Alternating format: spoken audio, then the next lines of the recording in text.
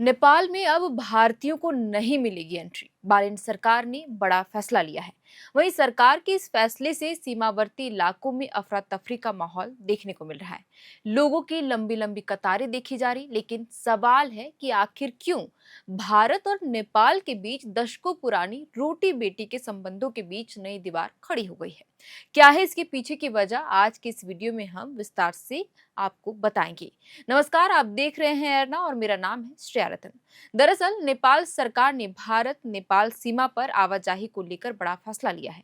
अब भारत से नेपाल जाने वाले भारतीय नागरिकों के लिए वैध पहचान पत्र दिखाना अनिवार्य होगा, यानी कि जरूरी। और यही नियम नेपाल से भारत आने वालों पर भी लागू होगा। नेपाल प्रशासन ने साफ किया है कि आधार कार्ड या सरकार द्वारा जारी अन्य वैध पहचान पत्र ही मान्य होंगे। वहीं बालिन सरकार की नई व्यवस्था के लागू होते ही सीमावर्ती इलाकों में अफरा तफरी का भी माहौल देखने को मिल रहा है। बता दें कि एसएसबी और नेपाल पुलिस हर आने जाने वालों की गहनता से जांच करे, जिसके कारण सीमा पर वाहनों और पैदल यात्रियों की लंबी कतारें लगनी शुरू हो गई है। वहीं बिना पहचान पत्र वाले लोगों को बैरिकेटिंग से ही वापस लौटाया जा रहा है, जिससे व्यापारियों, मरीजों और पर्यटकों को भारी दिक्कतों का सामना करना पड़ रहा है। बिहार के अररिया जिले की बात करें तो करीब 90 किलोमीटर लंबी सीमा नेपाल से सटी हुई है। सीमावर्ती क्षेत्रों में वर्षों से दोनों देशों के बीच रोटी बेटी का संबंध रहा है। हर दिन हजारों की संख्या में भारतीय नागरिक नेपाल आते जाते हैं और बड़ी संख्या में नेपाली नागरिक भी भारत पहुंचते हैं। लेकिन नेपाल प्रशासन की नई सख्ती के बाद आम लोगों, व्यापारियों, मरीजों और पर्यटकों को भारी परेशानी का सामना करना पड़ रहा है। स्थानीय लोगों का कहना है कि पहले सीमा पर आवाजाही सामान्य रूप से होती थी, लेकिन अब हर व्यक्ति की गहन जांच की जा रही है। मीडिया रिपोर्ट्स के अनुसार इससे बॉर्डर पर अफरा तफरी जैसी स्थिति तो बनी हुई है, लेकिन कई लोग जरूरी काम से नेपाल भी जाते हैं। लेकिन अब पहचान पत्र नहीं होने के कारण उन्हें घंटों इंतजार करना पड़ रहा है, या तो उन्हें वापस लौट जाना पड़ रहा है। नेपाल प्रशासन सीमा सुरक्षा को लेकर पूरी तरह सतर्क हो गया है। अवैध घुसपैठ, संदिग्ध गतिविधियों और सुरक्षा के कारणों को देखते हुए जांच अभियान तेज किया गया है। नेपाल पुलिस और सुरक्षा एजेंसियां सीमा पर आने जाने वाले हर व्यक्ति पर निगरानी रखे हुए हैं। बॉर्डर पर अतिरिक्त सुरक्षा कर्मियों की भी तैनाती कर दी गई है। बताया जा रहा है कि नेपाल में हाल के दिनों में प्रशासनिक स्तर पर लगातार नए निर्देश जारी किए जा रहे हैं। बालिन शाह के प्रभाव बढ़ने के बाद अब नेपाल सरकार कई मामलों में सख्त रवैया अपनाती दिख रही है, जिसका असर अब भारत और नेपाल सीमा पर भी दिखाई दे रहा है। हालांकि नेपाल प्रशासन ने इसे नियमित सुरक्षा जांच बताते हुए यह भी कहा है कि लोगों को घबराने की किसी तरह की जरूरत नहीं है।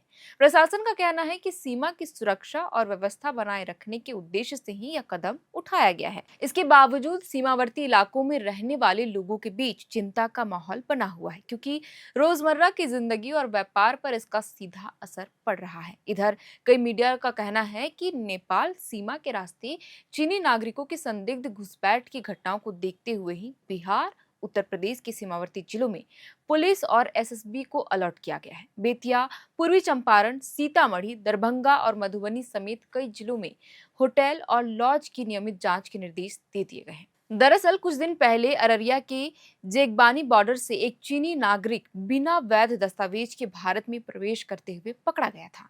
चीन के हुनान प्रांत के निवासी झो हुआन को नेपाली नंबर के स्कूटी से भारत में आते समय एसएसबी जवानों ने रोक लिया था। पूछताछ के बाद पुलिस ने मामले की जांच शुरू कर दी थी। इसी घटना के बाद सीमा सुरक्षा को लेकर प्रशासन और एजेंसियां ज्यादा सतर्क हो गई। लिहाजा अब यहां पर वैध दस्तावेज अनिवार्य कर दिए गए हैं। बहरहाल भारत और नेपाल के रिश्ते सिर्फ दो पड़ोसी देशों के संबंध ही नहीं है। यह सांस्कृतिक, धर्म, आस्था और इतिहास से जुड़ा रिश्ता है। लेकिन नेपाल के नए पीएम बालिन शाह का हालिया रवैया इन रिश्तों पर सवाल खड़े कर रहा है। मानसरोवर यात्रा जैसे संवेदनशील धार्मिक मुद्दे को लेकर भी जिस तरह नेपाल सरकार ने आक्रामक रुख अपनाया है, उससे नई दिल्ली में नाराजगी भी बढ़ी है। भारतीय विदेश सचिव विक्रम मिस्त्री ने काठमांडू यात्रा स्थगित होना साधारण कूटनीतिक घटना नहीं मानी जा रही। इसके पीछे नेपाल सरकार का व्यवहार बड़ा कारण बताया जा रहा है। बालिन शाह ने भारत चीन के बीच लिपुलेख मार्ग से मानसरोवर यात्रा दोबारा शुरू करने के फैसले पर आपत्ति दर्ज कराई, जबकि यह यात्रा 1994 से जारी परंपरा का हिस्सा रही है। अब सवाल उठ रहे हैं कि क्या नेपाल की नई सरकार घरेलू राजनीति के लिए भारत विरोधी राष्ट्रवाद का इस्तेमाल कर रही है? हालांकि नेपाल में भारतीयों के लिए पूरी तरीके से रोक नहीं है, लेकिन अगर वहां पर कोई भी भारतीय जा रहा है तो उनकी वैध पहचान पत्र जो है उनकी जांच की जा रही है और देखी जा रही है कि क्या वे सही है या अवैध तरीके से बनाए गए हैं। तो फिलहाल के लिए इस वीडियो में इतना ही। नेपाल और भारत के बीच जो बढ़ता तनाव है, जो अब गाइडलाइंस आए हैं कि अब भारतीयों को वहां पर रोक लगाई जाएगी, उससे जाने से पहले उनकी जो आईडी है उनको खंगाला जाएगा। इसे लेकर के जो भी नया अपडेट सामने आता है हम आपके साथ जानकारी जरूर साझा करेंगे। आप देख रहे थे यार नाम, हमारा नाम है श्रेया रतन और कैमरे के पीछे मौजूद है हमारी सहयोगी आर्यन। बहुत बहुत शुक्रिया।